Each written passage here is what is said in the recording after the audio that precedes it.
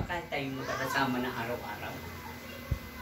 Akala nyo, tayo ay umaten lang dahil sa inyo, dahil tayo nandito, ganyan. Nagpapalakas tayo dito.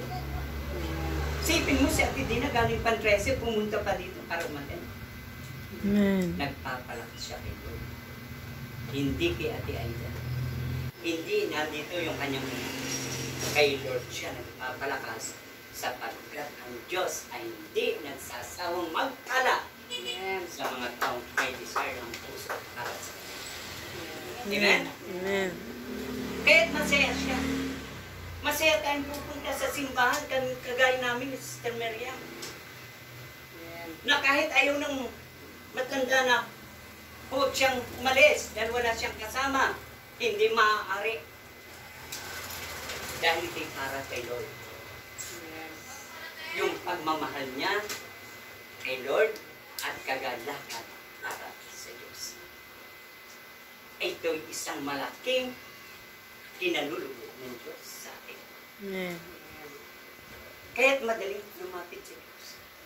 Ang Diyos ay malapit sa atin. Madali tayong lapitan natin ang Diyos. Lord, tulungan mo ako. Kailangan ko ang pagpapala. Hindi po siya magsasawa magpala sa atin. Pangatlo, itinuturo ng Panginoon, maging shine ang atin. Magliwanag ka.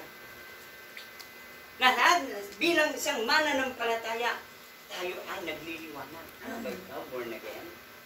Opo. Kinararangal ko ako, born again Christian. Opo, born again po ako. Born again pastor. Pastor ka pala. Alam niyo ate, kung isasarado niyo lang po ang tindahan sa araw ng pagsamba, araw ng linggo, yan po ay doble na darating sa inyong customer. Yan ay darating, dadali yung customer sa inyo. Lalakas ang kanila. Grabe yun. Na kahit hindi araw ng tagsibol ng rambutan o lansones, magugulat ka doon sa tabi ng bahay mo, nagbubunga ang rambutan at lansones. Amen? Bakit? Dahil ikaw ay nagliliwanag sa kalooban ng Diyos. Amen. Pangapat, favorite. Wala tayong kinikilingan. Hindi porke mabait sa akin si Jonah nakakausapin. Hindi.